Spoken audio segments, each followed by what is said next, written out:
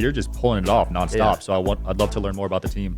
This is my own opinion, my own share of success. But the part that you really got to lean into and got to get right is you got to duplicate your likeness. Believe in your mission. You got to be able to build an architecture where people show up and actually bleed your brand.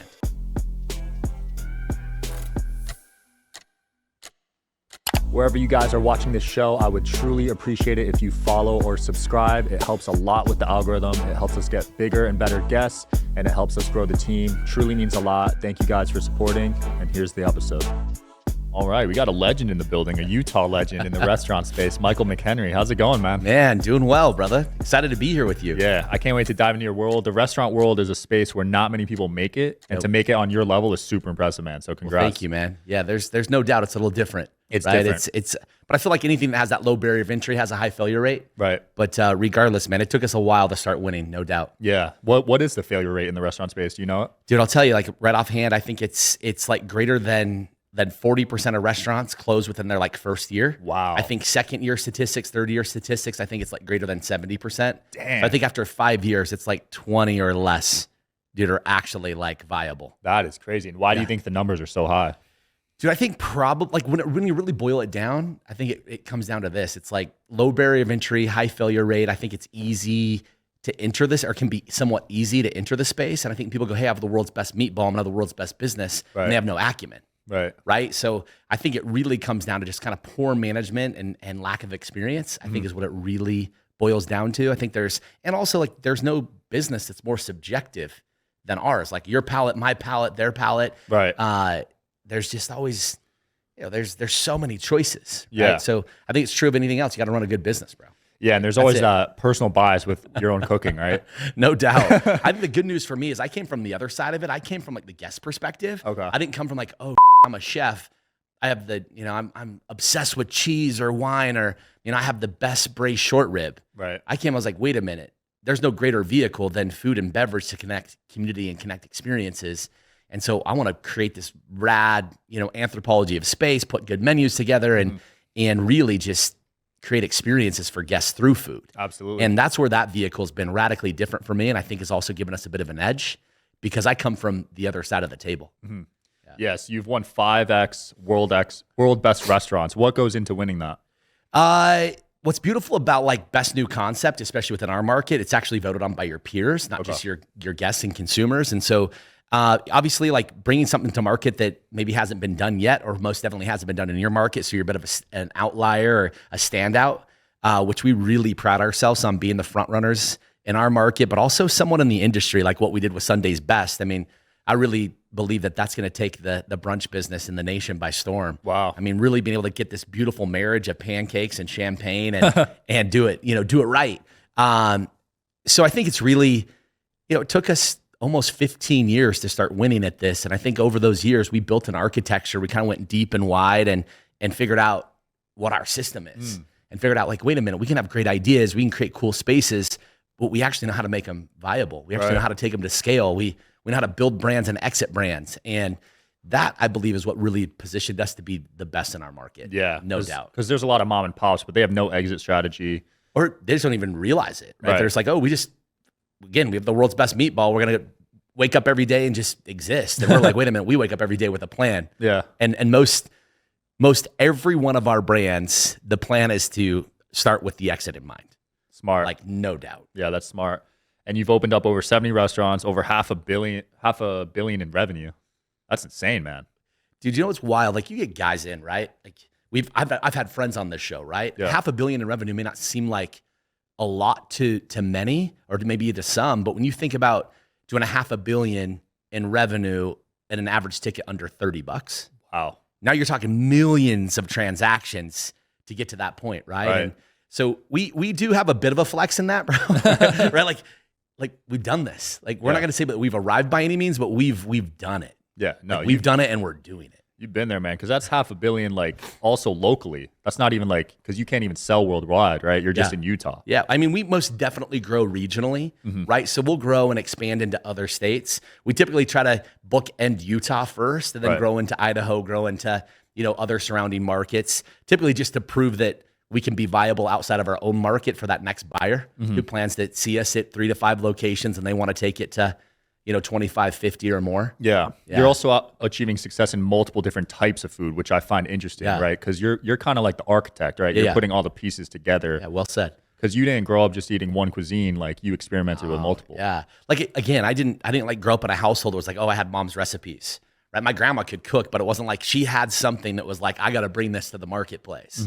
I think why you see that variety in our fold is because, again, I'm looking for what's missing from the market, or how can I better connect the communities, the sidewalks, the places, the people that we love. Like, what's the sociology and psychology of those neighborhoods that we're doing business in, and what's missing? And sometimes that's a hot chicken sandwich. Right. Sometimes that's a hot honey pepperoni, or a pancake, or a pad thai. Who knows? Yeah. But we've really learned that our architecture can kind of support all food so long as it checks the quality box for us. Yeah. Right. So we're kind of more romantic about, if I was to use like an analogy, it'd be like, we're like a Baja truck.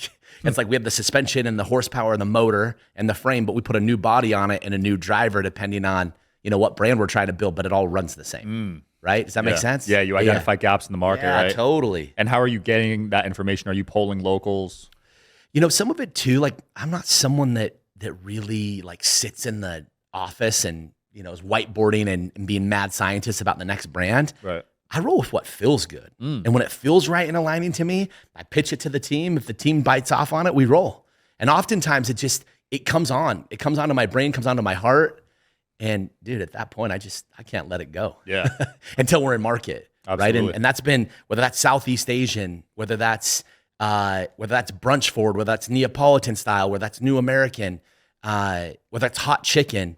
I was on hot chicken 2013. I didn't bring the brand, at least the vision, to market till 2017. Wow. And then I introduced it at brick and mortar in 2020, and then sold it 20 months later. And it was one of kind of the richest acquisitions and mergers per square foot in the restaurant industry in Utah at the time. I mean, this happened during the pandemic. Amazing. Yeah. I feel like the hot chicken space, Raising Cane's is dominating right now. Bro, they just came to our market. Oh, yeah? It's wild, right? Because they're from the South and they are going crazy, but they came into Utah and they came into Utah strong. Yeah, they're like, they opened like 4 or 5 locations like at once. Yeah, out here they're killing it. They had the whole Stanley Cup team pull up when they won the cup. Dude, wild, right? Well, that Posty one, have you seen that where they collabed with Post Malone? Yeah, that was they did brilliant. Like that whole pink bit, and he drove the aesthetic and has a bunch of his kind of tour memorabilia and other stuff associated. Literally, that's like 4 or 5 miles from my home, which is like 4 to 5 miles from his home. So it's kind of dope to be able to see that. Like Utah, it's no longer just like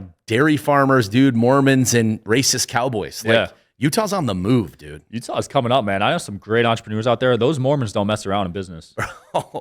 Listen, it's also just so rich and smart, right? Like, and honestly, like, I have to kind of nod to the LDS church, to the architecture. They're just smart and affluent. And there's just something to be said about having a market that only has 3.2, almost 3.3 million people, and a big part of it is smart and resourceful. Right. And it most definitely does have that conservative nature. There's no question that Utah has a bit of that kind of stigma and stereotype, but also like what you're seeing with Silicon Slopes now, what you're seeing in this movement. You're coming out to the market soon, it sounds, and there's some great furthering entrepreneurs out there. Like, it's rich and ripe for opportunity, no doubt. Yeah. No, I just love serving that. Yeah. Right? Definitely a solid spot. How long you been out there? Dude, I was born and raised. Oh, wow. Born and raised in Utah. I lived basically across the Southwest, opening restaurants like all through my 20s. I had a really incredible opportunity young in my career to be on the founding team of Costa Vida, which is now, 100 location, a couple $100 million company. But in that day when I joined, it was like we rolled the walls ourselves, turned salad bars into serving lines, bought equipment on eBay, and just bootstrapped it. Yeah. And that's really how I cut my teeth in the business. Like, dude, I didn't actually ever aspire to be in the food business. I wasn't like a busser when I was a kid, or I was a server that turned into a general manager that turned into an owner. Like, that just wasn't my journey. Yeah. Like, my background, especially academically, like, I was studying finance. Like, I wanted to be on Wall Street. I wanted to run a fund or, drive trades. Who knows? And next thing you know, dude, I'm selling burritos for the next like 7 years of my life. And all of a sudden then I'm selling raspberry chicken salads, and then I'm disrupting the deli space. And then all of a sudden I find myself in pizza, and then, beyond. And like I said, no intent to be here. I think it's another reason why we sort of crush the space. Yeah. My team we just have a different vibe. Like there's a different style to how we do it. Yeah, I want to dive into the company culture style. Yeah. You've donated 2 million meals? So through our tenure, yeah, in fact, over more. Wow. Yeah, in fact, we're big part of why we exist, right? And it's if I take it like a little deeper, for a moment, but my upbringing was a little different, right? Like neither of my parents graduated high school. I'm not taking anything away from them by any means, but nobody in my household was like entrepreneurial or like wanted to take lead. Right. My dad was just like doing the best he could, right? My mom she did her own thing. She left at an early age, and my dad just leaned in. And as beautiful as he is, and he still is, like he's the biggest lover, but there was like nobody in the household like championing me, like, dude, let's go take over, let's go take over the world together. It was just like, you're loved, go figure the rest out. And that's what's beautiful about this business and this industry is the food business doesn't give where you come from. It doesn't care what family you come from, what school you went to. All it cares about is how you show up, like where you are today and where you want to be tomorrow. Yeah. And it's an industry that rewards you.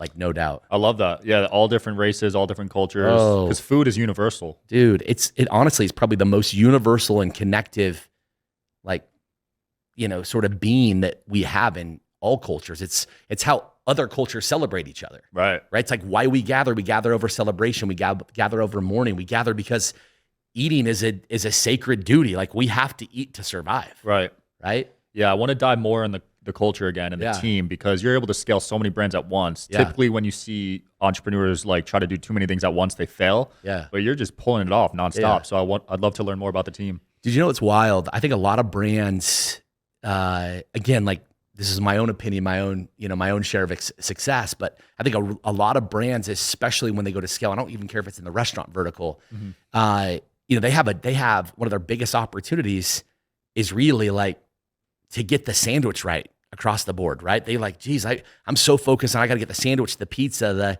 the salad, the beverage, the cocktail right. And to be honest, dude, that's kind of on our flip side, getting the sandwich right is kind of easy. The part that you really got to lean into and you got to get right is you got to duplicate in your likeness. You got to get other people that champion your brand, that like believe in your mission. You got to be able to build an architecture where people show up and actually bleed your brand. Right. And that's a big one for me. Like as a CEO, as a founder, when I was on the C-suite of emerging brands before I launched my own company a few years ago, like in my big forum, my number one was always people. My number one was always like the greatest investment we make is the investment that we make into others and that result that we yield through their growth and just their alignment to our mission. And dude, I had a discount. Dude, literally when you text me and I was at the store, I was FaceTiming one of my leadership members that I knew wanted something from Aviator Nation. And she's like, yo, I want this new pump cover when it comes out and it has our lightning bolt on it. So we're like, yeah, of course. I was literally FaceTiming her, right? There's layers between us. She does run a very profitable and high volume location for us. And literally I get off the phone and it's like a $60 t-shirt. And she like thinks that I just spent $5,000. Wow. Like she was so stoked on it. But I think that way. I think about putting that person first and then I tool them. You make people feel I tool them every day. And it's one thing to like reward people. It's one thing to have a great, like a great comp plan or runway for growth. Yeah. But really, dude, at the end of the day, all people care about is how you make them feel. And we're just damn good at it. That's awesome. Like we're damn good at it. Because I remember what it was like for me. No, I don't remember. Like, what's the best way to say it? Like, I remember there was a time where like I was craving a mentor and didn't even know it. Right. And the moment that someone gave me a shot and believed in me more than I believed in me, changed my entire life. So it just wasn't that long ago for me, bro. Like it really wasn't that long ago that I was like sitting on the outside going like, damn. And that one person, I could tell you these 2 or 3 people that changed my life forever. I want to be that for others. And so we run our culture top to bottom that way. Incredible. And the other side of it too is like, we only do business with people that we like. Like if you're an you're out. Like, we don't love you, you're out. Like it's true. Yeah. And I have no problem. I say it on your platform, millions of people hopefully listening in or leaning into this at some point. Like, dude, if we don't like you, you're not on board with us. Wow. That's it. It's just because we need we need our culture to be just fluid. Yeah. And everyone, if you want to run a great business, the people that are championing your brand, they have to love it. They're not advocates. These are like evangelists. Right? They're literally, you don't know the difference whether they own the business or not. Right. That's the secret. Yeah. That's the recipe at going to scale. And there's no doubt. It's why within our business, like you're not going to see like now hiring ads out there. We don't post it on our front doors. People walk resumes into us because we give them a reason to work for us. Incredible. That's it, man. Yeah. It's that simple, but it's that tough, dude. No, I love it. You see, Brandon Dawson came on the show and he talked about how your employees should be your biggest advertisers. They should want to promote your brand. And they're your cultural co-founders. Are you interested in coming on the Digital Social Hour podcast as a guest? Well, click the application link below in the description of this video. We are always looking for cool stories, cool entrepreneurs to talk to about business and life. Click the application link below, and here's the episode, guys.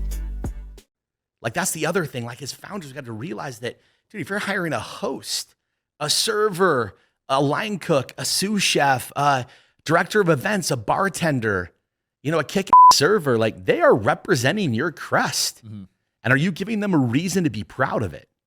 Right? We went through this practice recently with my team and just said like, hey, I kind of gave them all like 5 to 7 minutes. In fact, this was yesterday, 2 days ago. And I was like, hey, take a few minutes. And I just want you guys to independently note down like all the reasons why your business, your team and location are bad. Mm. And one of the biggest ones that like really stood out was like, hey, we're because we care. We're because we're heard. Mm. Right? We're because we wear the same jersey. And bro, I'm like, why this is happening. I'm like holding in emotion. And I'm realizing like, yeah, dude, we're not a big company by any means, but in 5 years, we went from 0 to 30 million. That's not terrible by any means. And we've had a great exit. We've had, some good merging partners. We've had good growth. But when you look at that and you realize that people are willing to just say it, like that just comes off the cuff. They're like, damn, we love being here. Yeah. Dude, it's special. That's a company I think a lot of people would love to work for, man. And it's a shame because there's a lot of companies where people are ruled by fear. Yeah, people fear no doubt. They fear their bosses. They fear their coworkers. And that just adds stress to your life. You know what I mean? Honestly, I've been there. Like, I think that even early in my career, like these things that I'm sharing with you now are years and years of growth. These are like some fast failing and also some long, hard failing, right? Like I've also closed restaurants, not just everyone that I've opened's always won. I've had months before where we've lost considerable amount. We've lost considerable amount of money and resources. We've chased the romantics of making something work. Right. And, it really boils down to just, man, when you have the right people on board that really believe in what you're doing and you give them an environment where they feel supported, heard, and safe, and then you pour gas on it, you're an outlier, man. Yeah. And I would say at times, like I had the kind of horsepower that would kick the door off the frames and exhaust people, or I had the kind of horsepower where I didn't really listen to people. I wanted to be the biggest brain in the room, or I wanted to do all the thinking, or I wanted to grab all the gratification and all the outcome. And it wasn't until I realized that like no one of us can accomplish what we all can together. And if we just champion that effort, everybody can win. And we all need, in my industry, a tiny bit of the available market share to be wildly successful. Yeah, because there's some food giants, man. Oof. I mean, I saw Chipotle blow up. Dude, I mean, you're talking about guys that have hundreds, if not thousands of locations in the industry. Yeah, not just guys that have 4 or 5, right? But you can look at people like Groot and David, like this opened up the Fountain Blue here, right? You look at a group like that has less than 10 locations that are unique. And next thing you know, the dude's taking a $500 million exit. Yeah. Right? It's amazing what you can create and curate when you become a bit of that kind of authoritative voice, or the most recognized and counted on brand. And he's done some amazing things. He's someone like when I kind of look at North Star, I sort of point that way because we're also in entertainment, right? On a far different scale. Like he's in the bold out front. He's got large concert platforms and venues, hotels and such, and celebrity partnerships. And we're kind of more in the insulated entertainment business. When we have a high profile client that wants, a club vibe or whatever it might be, we kind of turn up that experience, but only to their guest list. I feel that. Yeah. I love that. I mean, dude, I go to Komodo once a month. That place is fire. Dude. Have you been out to his spots in Miami? I've been in Komodo. That's it. Yeah, like his spots, especially like Swan and like what he did at Strawberry Moon and Good Times Hotel, that partnership with Pharrell. Yeah. Like, dude, the dude really is the king of Miami. Like, no doubt. We're talking Kings of Salt Lake City, bro. Yeah. But yeah. I mean, that's it's still cool. quite the title. He might be the king of Vegas if Fountain Blue takes off too. Bro, Vegas, I honestly believe gets better with him. I think the experience is bettering and furthering with his involvement. I think so too. Yeah, he's getting some heat from the locals, but I think they're just jealous. Yeah. listen, bro, when you rock the when you shake the cage, right, you make a splash. Like people, that's the thing. Like I've realized this too in our own success. Like, man, you're going to walk in the arena and people are going to boo no matter what, just because it's not them. Right. Like you're just the other team. And we get that. Like I even get that in our market. Like we're standing up a 10,000 square foot freestanding experience right in the heart of our city. And we're taking on the bar business, and we're opening a weekend day club, rooftop end cap atriums overlooking the city. And the bar owners are giving us a little different attention than they ever have before. Wow. And we're like, yo, like our arms are around this city. Like we can all win together, but it's a little different game. I can only imagine what it's like in a place like Vegas. Yeah. Bro. That's especially because it's built on like mob ties. I know, right? Right? That's a short-term, small way of thinking. You know what I mean? I love competition. Like when I see podcasters killing it, I'm like, hell yeah, dude. We need that, bro. Like, I don't know about you, but I actually need someone on my heels. Like I need, like, if it's just easy, we're just crushing, I'm complacent. We're almost like somewhat self-sabotaging. Like I need a little bit of the trenches. I need some adversity. Like I need a little flex in the iron. Same. Otherwise, like I just don't stay as sharp. Yeah, no, 100%. Yeah. I'm super competitive. You mentioned earlier you almost wanted a mentor when you were younger, right? And you finally found one. What was that moment? Dude, I had no idea this guy was showing up for me, right? His name's Sean Collins. Dude's a total stud. He's founder of Coast of Eden and several other businesses. And he came to me one day, and I wasn't even like, it wasn't even on my radar. The future wasn't even on my radar. Like, dude, I'm 20 years old. I'm like, at the time, I'm shaped like a linebacker, and I'm bowling. I'm pursuing a professional bowling career. Oh, yeah? I'm down here to like the Showboat, and I can't even remember some of the other places that Sam's Town, other places here in Vegas that had bowling. And he came to me with this idea of being the first general manager of what, is now Costa Vida. And he was like, I know you don't know anything about it, but he's like, I just know your presence. People will follow you, your energy. And he's like, and you're teachable. And I didn't even know what a lot of those things meant at that point, but he just believed in me. He's like, let's give this the next 60 days. And dude, those next 60 days turned into 7 years, that turned into 15 years, that turned into me sitting here with you, after accomplishing what we have. And that dude just gave me that shot, bro. And I just feel like my reason is to give that back to other people. That the biggest way I can pay back that sort of reward and that gift is to just take as many people with me that are willing to earn it and get to these outcomes. Incredible, man. Bro, it's wild. That is so cool. And I never thought we could do it with smothered burritos, bro, or all from pancakes, one meeting, right? One dude, mentor. literally like 1 2-hour meeting on the back of a piece of paper. Wow. Literally changed the entire trajectory of my life. Yeah, the whole thing, bro. Bowling's tough to make a living in, bro. And I was so with such conviction, like no one was ever talking me out of it. I'm like, I'm gonna be the next like Norm Duke, bro. I'm gonna be the freaking, I'm gonna be the best bowler ever and bowl my off 36 weeks a year and make $150,000. Like I couldn't even imagine how hard I would work to be broke. Yeah. How nice were you? Were you bowling 200s? Oh hell yeah. Wow. Yeah, dude. I've had many perfect games. Damn. Yeah. 300? And my first one was at 14. I was either 14 or 15 years old. I remember specifically October 4th, 1997. So I would have been 15. I'd have been just barely 15 when I had my first one. That is insane. Yeah. And then I bowled over 30,000 games. Dude, my hand grew crooked from it. I pulled my pelvic bone your apart. fingers are crooked. Dude, my hand literally grew because the ball's round. Right. It's the most comfortable position for my hand to be in, even this many years later, dude. Wow. That is crazy. Bowling scars, huh? Dude, wild, right? Who knows what there's just a bigger plan. We don't even know what that is, man. Yeah. And I implore people to like take random meetings they otherwise wouldn't, maybe, because you never know. If you're not happy with where you're at now, if someone hits you up to go somewhere, I mean, consider going. Well, dude, just like respond to a DM from time to time. Yeah. Like don't let opportunity pass you by. Even like this, dude, like us linking up, like we've been putting a couple of group texts and we're already like, dude, I already know Sean, like we've already connected, like things are cool. But it's like, that's when there's just alignment, right? Like when you're already connected with dudes that are already in my sphere and vice versa. Yeah. And we're just like, we yet to connect. It just got to pay attention to those gifts, man. That's how you know, because we're super selective who we hang out with. So if they're making introductions, it's a good one. Dude, totally. And I think there's a lot of truth to that, right? Like you get a bit of that, like, dude, well, if my guy, like, dude, I send screenshots of DMs to, friends. Or I had one today, literally when I was sitting in your spot out here, like somebody had kicked it, was from Jimmy Rex, right? Yeah.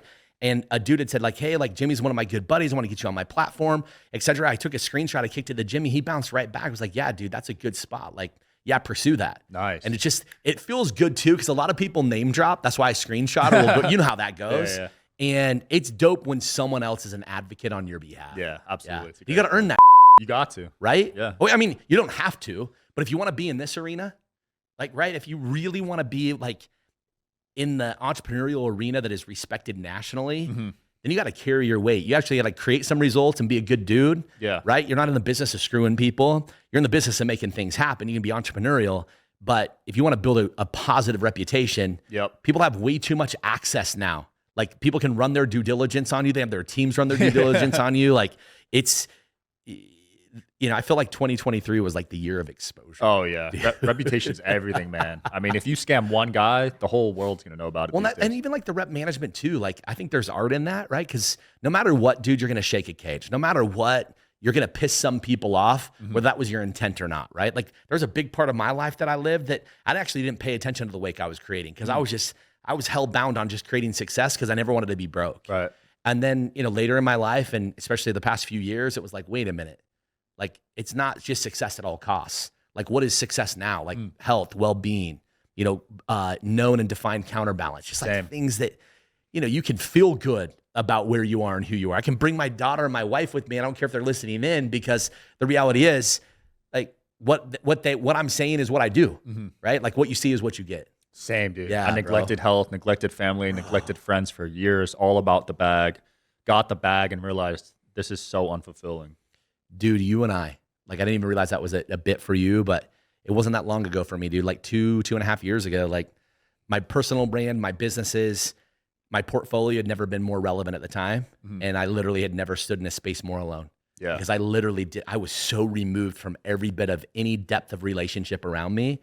And dude, I've spent the last 2 years like working way hard and like really identifying like that self-awareness, finding that place to really have self-love and to realize and recognize, like, damn, dude, being a committed father, like really being a participant in my life and in my relationships and the people that I love. But most importantly, like seeing my own reflection and honoring, respecting that guy, that's a space that I love. Incredible. I'm in that space deep. That's why Jimmy and I are super tight. I'm in his leadership 2 group. Right. But I spent a lot of time leaning into men, especially men around my age. Yeah, I love what you guys are doing with the Mastermind, with that thank men's you. group, because that's so needed, because we have so much pride as men that we don't express it.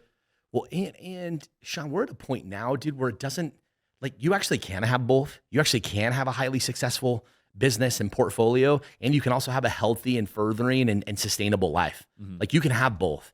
And our goal really now is this continues to evolve. At least I know my goal in helping men is like, I don't want to help them put their lives back together at 40 and 50 years old. Right. I want to teach them at 20 that you can have both.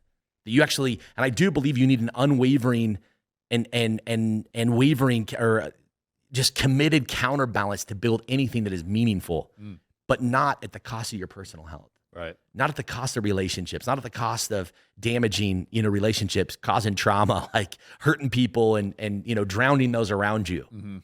Just, you just don't need that. You don't. It's not necessary. It's not, man. Yeah. I can't wait to show my kids the proper way, man. Because, dude, I barely called my own mom. Like, I was so locked into making money. I get it, dude.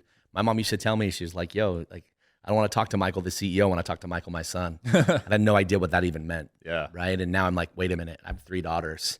I've got twins that are 2, and my daughter that's here is actually 13, and she's a complete powerhouse. But I realized, like, that's why I'm here. Right. I'm here to be the most incredible beacon I can be for my daughters, man, for the people that I really love. It's shifted so much of what I do and how I do it. Yeah. Yeah. Let's end off with that. Let's end off with legacy and what you want to leave everyone.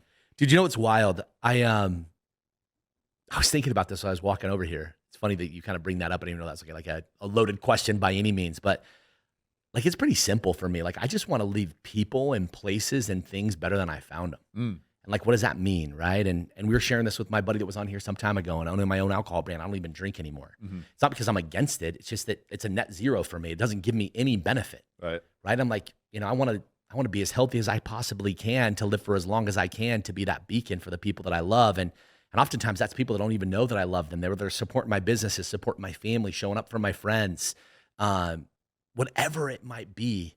Like, I just want to be in my best for as long as I possibly can. So I know that there's a few of us, right? When I say a few, I could be millions, but there's a few of us that really can make the world a better place through our position, through whether that's our authoritative voice, our relevance, our resources, our innovation. And we have a responsibility, and whatever you believe in, like, I know that God gave me these gifts. I know that God challenged me this way so that I could come out and actually make a difference in people's lives, not just in my own. And at 41, man, I actually think I'm honoring that. Wow. And so I plan to carry that all the way through, man. Love that. No doubt. Dude, such a fun episode, Michael. Where can people find you in your restaurants, man? Yeah. Let No, them great. know. Hey, it was a great time. I hope that you all got some value from this. Please connect with me on Instagram. It's just at Michael McHenry, or you can visit us at the McHenrygroup.com or any of my brands. You can catch me during those prime times. I'm in the dining room, so please come up, say hello, high five. Let's take a photo, and hopefully plan to see you there. And Sean, thank you again, brother. Absolutely. Thanks for coming on, man. Yeah, thanks for watching, guys, as always, and I will see you tomorrow.